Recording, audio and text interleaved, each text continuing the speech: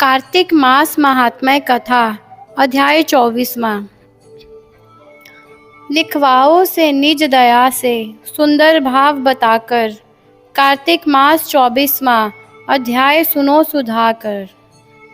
राजपृथु बोले, हे मुनि श्रेष्ठ, आपने तुलसी के इतिहास व्रत महात्म्य के विषय में कहा।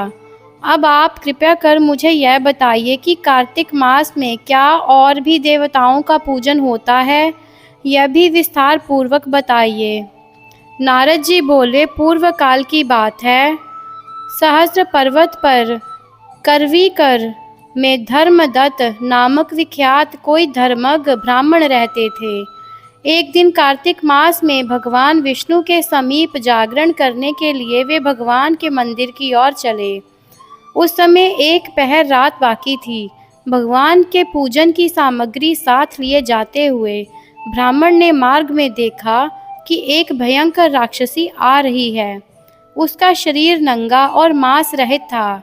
उसके बड़े बड़े दांत, लपकती हुई जीभ और लाल नेत्र देखकर ब्राह्मण भय से थर्रा उठे। उनका सारा शरीर कांपने लगा। उन्होंने साहस करके पूजा की सामग्री तथा जल से ही उस राक्षसी के ऊपर प्रहार किया। उन्होंने हरि नाम का स्मरण करके तुलसी दल मिश्रित जल से उसको मारा था, इसलिए उसका सारा पातक नष्ट हो गया। अब उसे अपने पूर्व जन्म के कर्मों के परिणाम स्वरूप प्राप्त हुई दुर्दशा का स्मरण हो आया। उसने ब्राह्मण को दंडवत प्रणाम करके इस प्रकार कहा, ब्राह्मण, मैं पूर्व जन्म के कर्मों के फल से इस दशा को पहुंची हूँ। अब मुझे किस प्रकार उत्तम गति प्राप्त होगी? धर्मदत्त ने उसे इस प्रकार प्रणाम करते हुए देखकर आश्चर्यचकित होते हुए पूछा, किस कर्म के फल से तुम इस दशा को पहुंची हो?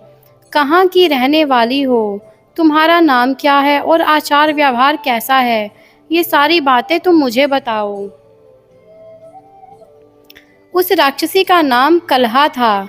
कलहा बोली, ब्राह्मण, मेरे पूर्व जन्म की बात है। सौराष्ट्र नगर में भिक्षु नामक एक ब्राह्मण रहते थे। मैं उनकी पत्नी थी।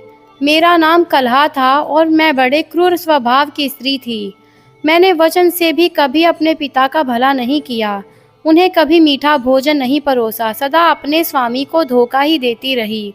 मुझे कलह विशेष प्रिय था, इसलिए मेरे पति का मन मुझसे सदा उद्विग्न रहा करता था। अंतोगत्वा उन्होंने दूसरी स्त्री से विवाह करने का निश्चय कर लिया। तब मैंने विष खाकर अपने प्राण त्याग दिए। फिर यमराज के दूत आए और मुझे बांधकर पीटते हुए यमलोक में ले गए। वहां यमराज ने मुझे देखकर चित्रगुप्त से पूछा, चित्रगुप्त, देखो तो सही, इसने कैसा कर्म किया है। जैसा इसका कर्म हो उसके अनुसार यह शुभ या अशुभ प्राप्त करे। चित्रगुप्त ने कहा, इसका किया हुआ कोई भी नहीं शुभ कर्म नहीं है। यह स्वयं मिठाइयाँ उड़ाती थी और अपने स्वामी को उसमें से कुछ भी नहीं देती थी। इसने सदा अपने स्वामी से द्वेष किया है, इसलिए यह चमगादुरी होकर रह जाएगी तथा कलह में ही इसकी प्रवृत्ति रही, इसलिए यह विष्ठा भोजी सकुरी की योनि में रहे। जिस बर्तन में भोजन बनाया जाता है उसी में यह सदा अकेली खाया करती थी। अतः उसके दोष से यह अपनी ही संतान का भान करने वाली बिल्ली हो। इसने अपने पति को निमित्ती बनाकर आत्मघात किया है, इसलिए यह अत्यंत निंदनीय स्त्री प्रेत के शरीर में भी कुछ काल तक अकेली ही रहेगी। इसे यमदूतों द्वारा निर्जल प्रदेश में भेज देना चाहिए। वहाँ दीर्घकाल तक यह प्रेत के शरीर में निवास करे। उसके बाद यह पापिनी शेष 3 योनियों का भी उपभोग करेगी। कलहा ने कहा, विप्रवर, मैं वही पापिनी कलहा हूँ। इस प्रेत शरीर में आए हुए मुझे 500 वर्ष बीत चुके हैं। मैं सदा भूख प्यास से पीड़ित रहा करती हूँ। एक बनिए के शरीर में प्रवेश करके मैं इस दक्षिण देश में कृष्णा और वेणी के संगम तक आई हूँ।